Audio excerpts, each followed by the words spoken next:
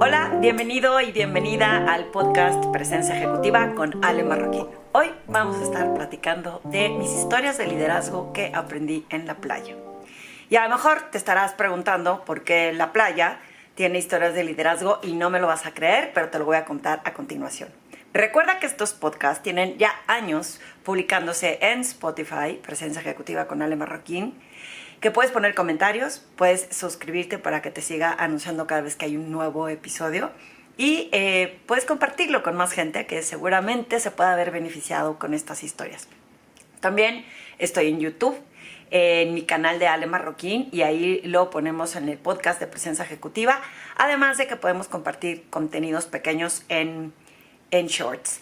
Porfa, ponle suscribir, dale a la campanita para que te avise cuando hay más programas como este. Estoy segura que te va a interesar lo que te voy a contar el día de hoy.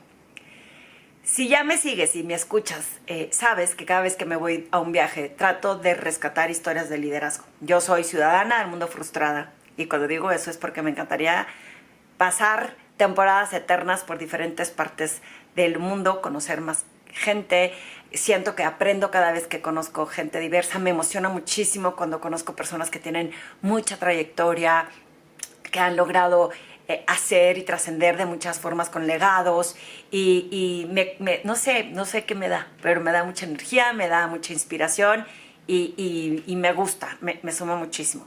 Hoy, en esta ocasión, quizá no conocí gente, pero leí un libro. Y este libro que leí tenía rato. Yo antes estaba en un club de libro.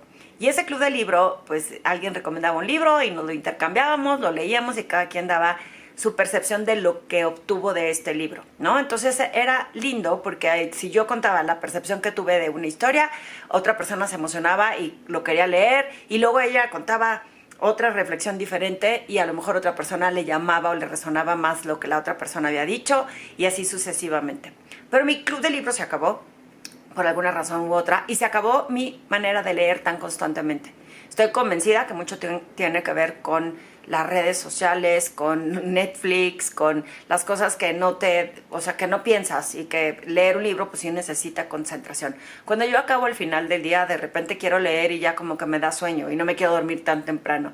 Entonces he dejado la lectura a un lado, pero siempre que viajo trato de leer, porque ahí sí estoy como más ocupada o concentrada específicamente en el libro. Así que leí un libro, todo este rollo, para decirte que leí un libro que se llama La sombra del ángel, de Catherine Blair, Blair. Y tenía rato oyendo que era muy buen libro, y por alguna razón pues no lo había comprado.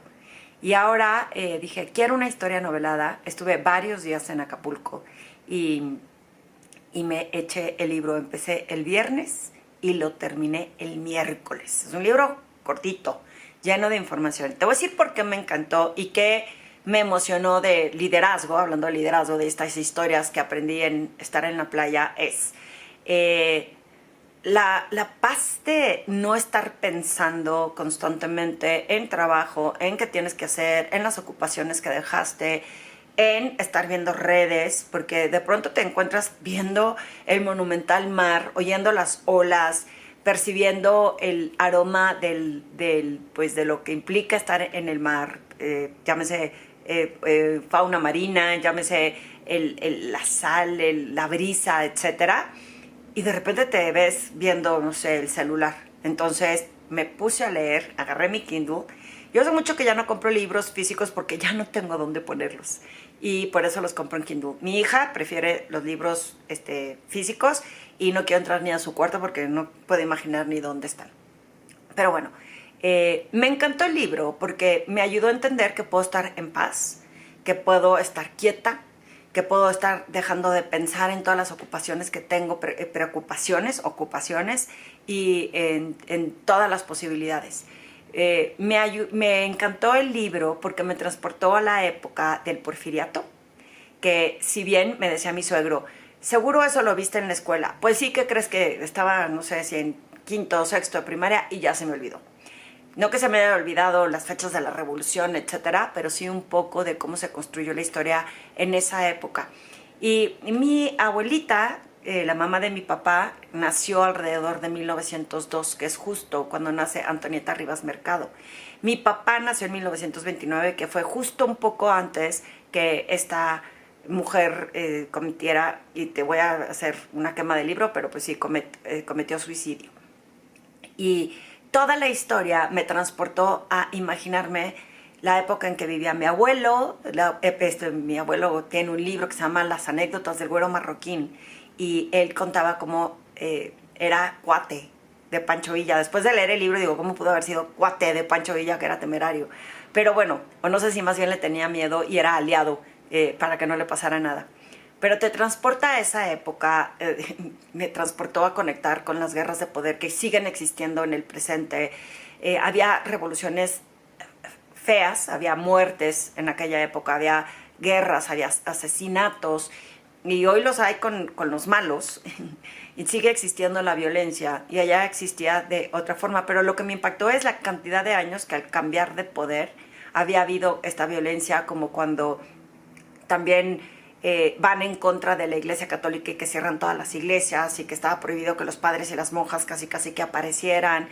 Y bueno, cuenta la vida de Antonieta Rivas Mercado, de su papá, que fue el que construyó la columna de El Ángel de la Independencia, y todo lo que logró construir este señor, que después, al final del libro, la autora resulta que es la nuera de Antonieta, que en paz descanse, y que ella empezó a recabar la información. Ella era periodista, no se dedicaba a eso, pero empieza a recabar la información y construye una historia novelada a través de este personaje, que cuenta una historia de lo mucho que logró, con matices que a lo mejor no son necesariamente ciertos, pero que sí te dan mucha idea de la historia de aquella época en México, de esta vida que tenían, que se iban, me voy a ir a Europa, y se iban 3 años, y yo me quiero ir un mes y no puedo, o quizás sí puedo y no lo he intentado, pero qué maravilla que pudieran tener con todo y lo difícil que era viajar en un buque, que pudieran estarse 3 años viviendo en París. Y me imaginaba la cantidad de información, la cultura, todo lo que aprendían, los idiomas que tenían.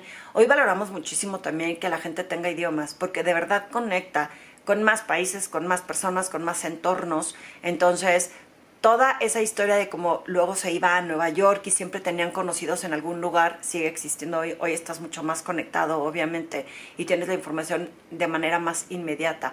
Pero ¿qué pienso que hemos perdido? Un poco el estar más conectados a la cultura. Yo que trataba de hacer remembranza en mi época cuando crecí en Torreón, y hablan mucho de Torreón en el libro, casualmente, o sea, mencionan Monterrey, pero hablan bien de Torreón y de Tampico, que son 2 ciudades que están presentes en mi vida, porque mi marido vivió en Tampico muchos años, y tengo familia en Tampico, y porque pues